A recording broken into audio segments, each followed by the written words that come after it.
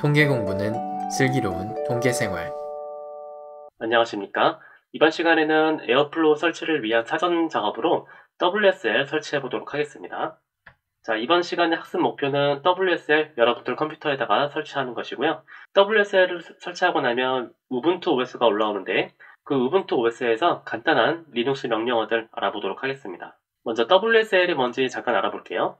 WSL은 윈도우즈 서브 시스템 포 리눅스의 약자이고 그 이름에서 알 수 있는 것처럼 윈도우즈에서 리눅스를 사용할 수 있게끔 해주는 윈도우즈의 확장 기능이라고 보시면 돼요. 자, WSL이 있기 전에는 옛날에는 가상화 VM을 많이 썼었어요.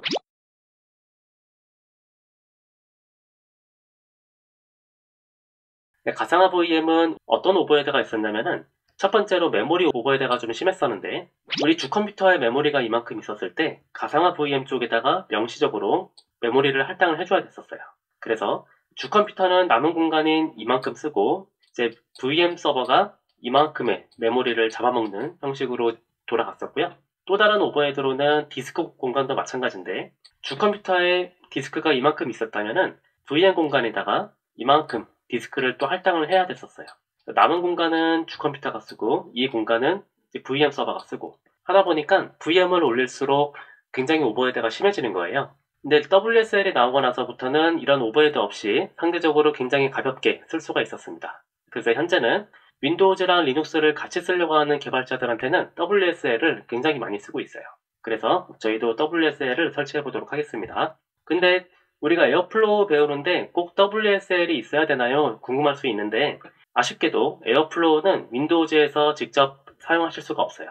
그래서 반드시 리눅스 서버를 올려야 된다. 그렇게 이해하시면 되겠습니다. 만약에 여러분들이 여유가 된다면 아까 설명드렸던 가상화 VM 같은 거 올리셔서 하셔도 돼요.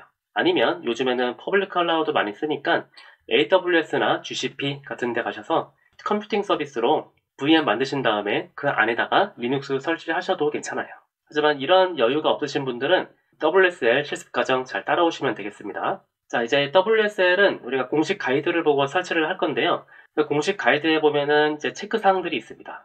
그래서 그 체크사항을 보시면 윈도우즈 10 버전 쓰시는 분들은 윈도우즈 10 버전의 2004 이상 쓰셔야 되고요. 그 다음에 윈도우즈 11 버전 쓰시는 분들은 이상 없이 설치하실 수 있어요. 그 다음에 파워쉘 이용해서 설치를 바로 진행할 겁니다. 자, 그리고 이제 WSL 올라오고 나면 간단한 리눅스 명령어도 알아볼게요. 이거는 지금 할 건 아니고 WSL 설치 완료가 되고 나면 한번 같이 알아보도록 하겠습니다. 자, 그럼 바로 실습 진행해 볼게요. 자, 바로 WSL 설치 진행해 보도록 할게요.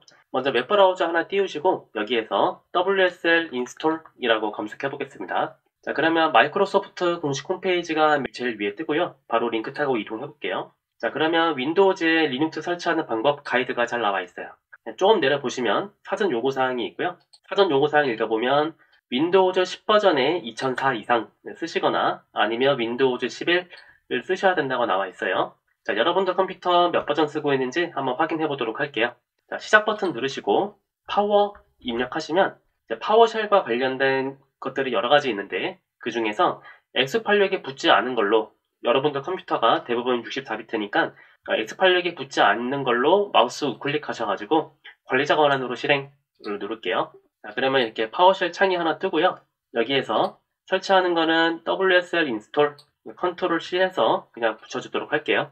자, 그러면 바로 설치가 진행이 되는데 우분투 이미지가 없으신 분들은 아마 다운로드가 시작이 될 거고요. 저는 우분투를 한번 설치했었기 때문에 이미지 다운로드 받는 거는 건너뛰고 이제 OS 세팅이 진행되고 있는 거예요.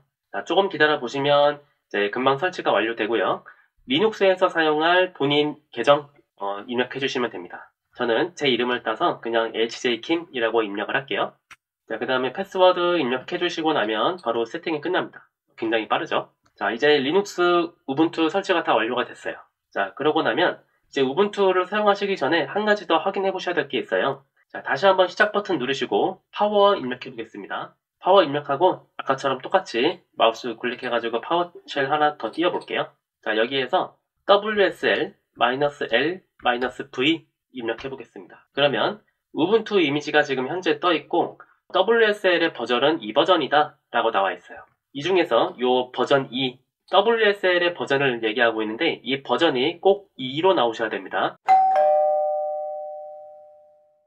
1로 나오시는 분들은 업그레이드를 한번 해주셔야 돼요. 무슨 말이냐면, 자, 좀 내려보시면은 실행 중인 WSL 버전 확인이 있는데, 여기서 만약에 버전 1으로 나오시는 분들은 이렇게 바꾸시면 됩니다. 이 명령을 보고 WSL 1에서 2로 업그레이드를 해주시면 돼요. 자, 그런데 WSL 업그레이드 하려고 하는데 에러가 나시는 분들이 가끔 있어요.